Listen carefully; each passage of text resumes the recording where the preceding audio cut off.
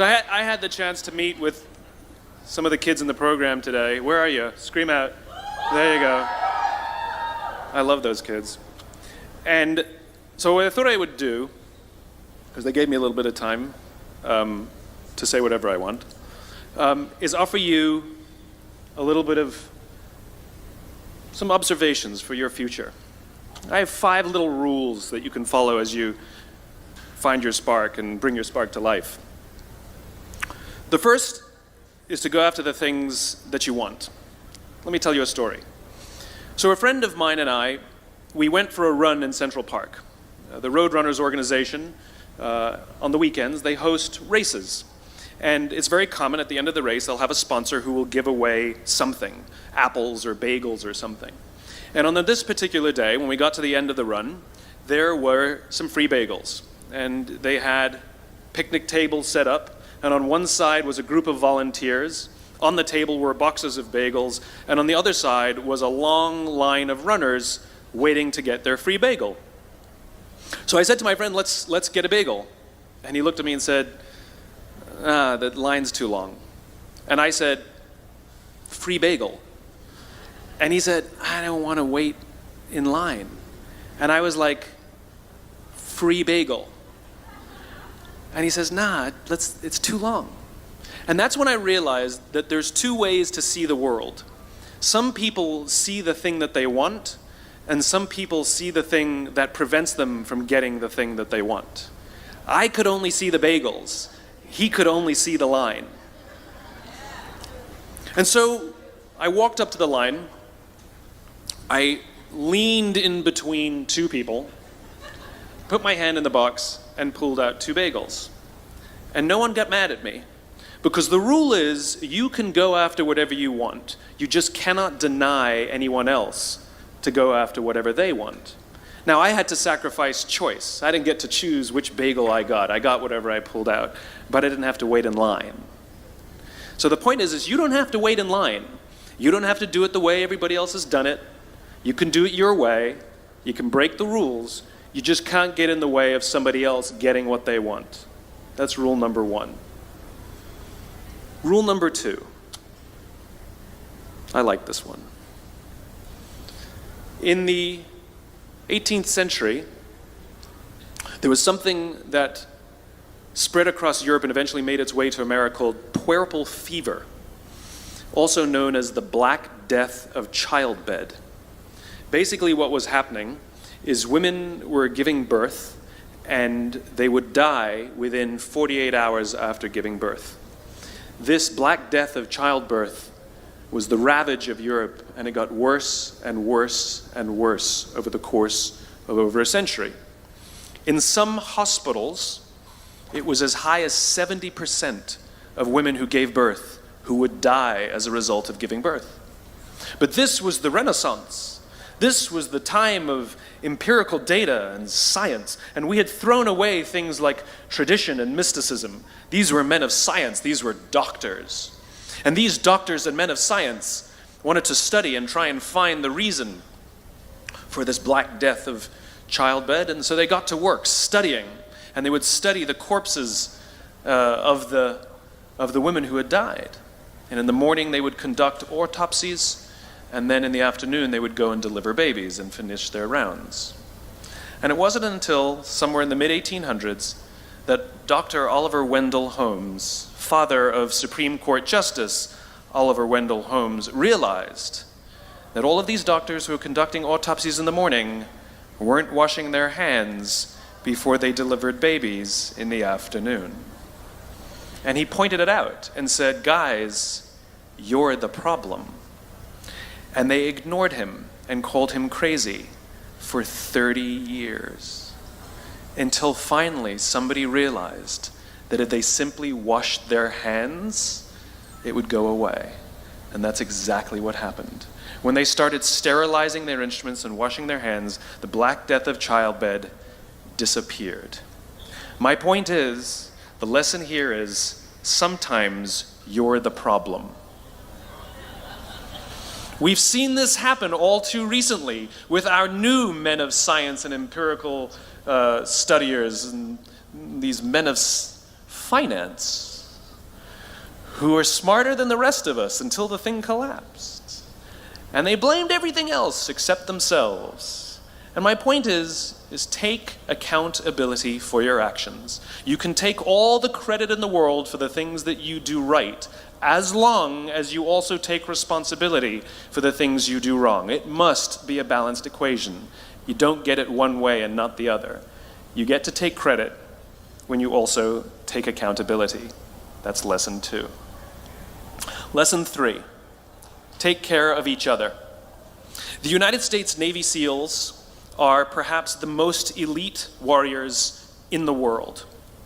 And one of the SEALs was asked, who makes it through the selection process? Who is able to become a SEAL? And his answer was, I can't tell you the kind of person that becomes a SEAL. I can't tell you the kind of person that makes it through BUDS. But I can tell you the kind of people who don't become SEALs. He says the guys that show up with huge, bulging muscles, covered in tattoos, who want to prove to the world how tough they are, none of them make it through. He said the preening leaders who like to delegate all their responsibility and never do anything themselves, none of them make it through. He said the star college athletes who've never really been tested to the core of their being, none of them make it through.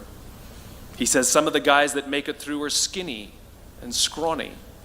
He said some of the guys that make it through, you will see them shivering out of fear.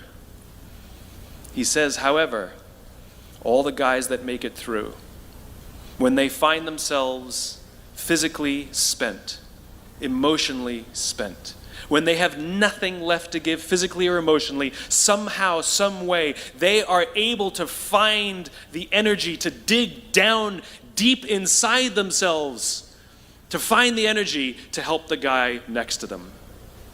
They become SEALs, he said. You want to be an elite warrior. It's not about how tough you are. It's not about how smart you are. It's not about how fast you are.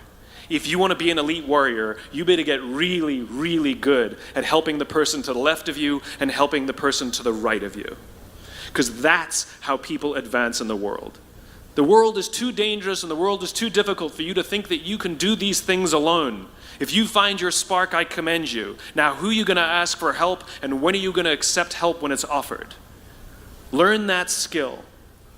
Learn by practicing helping each other. It'll be the single most valuable thing you ever learn in your entire life. To accept help when it's offered and to ask for it when you know that you can't do it.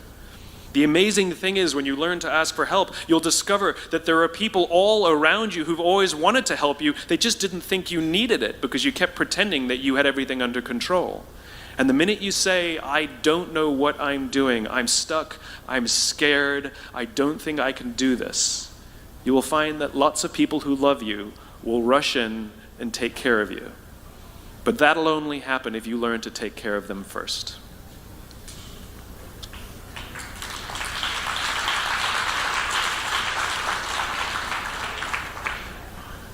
Lesson 4. Nelson Mandela is a particularly special case study in the leadership world because he is universally regarded as a great leader. You can take other personalities, and depending on the nation you go to, we have different opinions about other personalities. But Nelson Mandela, across the world, is universally regarded as a great leader. He was actually the son of a tribal chief.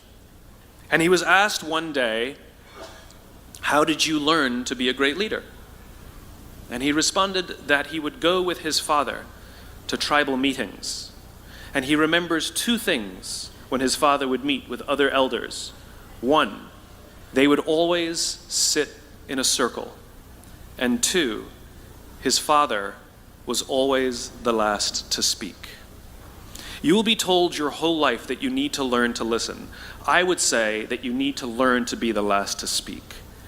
I see it in boardrooms every day of the week. Even people who consider themselves good leaders, who may actually be decent leaders, will walk into a room and say, here's the problem, here's what I think, but I'm interested in your opinion, let's go around the room. It's too late. The skill to hold your opinions to yourself until everyone has spoken does two things. One, it gives everybody else the feeling that they have been heard. It gives everyone else the ability to feel that they have contributed.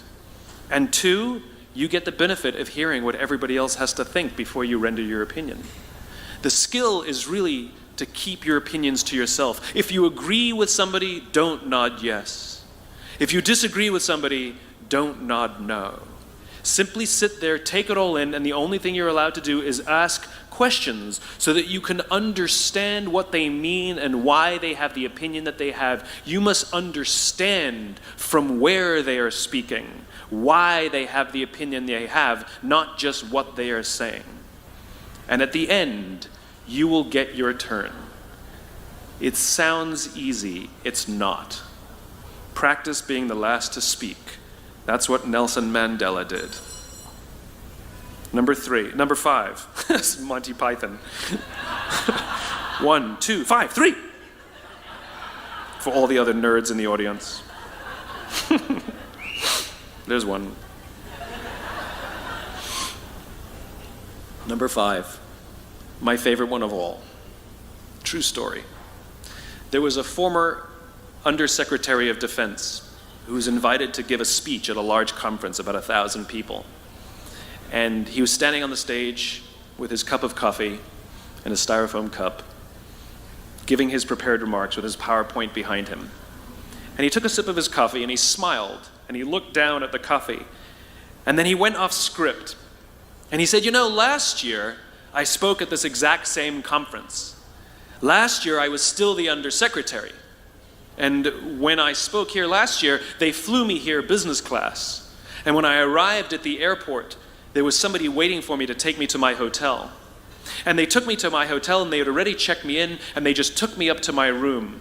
And the next morning I came downstairs and there was someone waiting in the lobby to greet me and they drove me to this here same venue.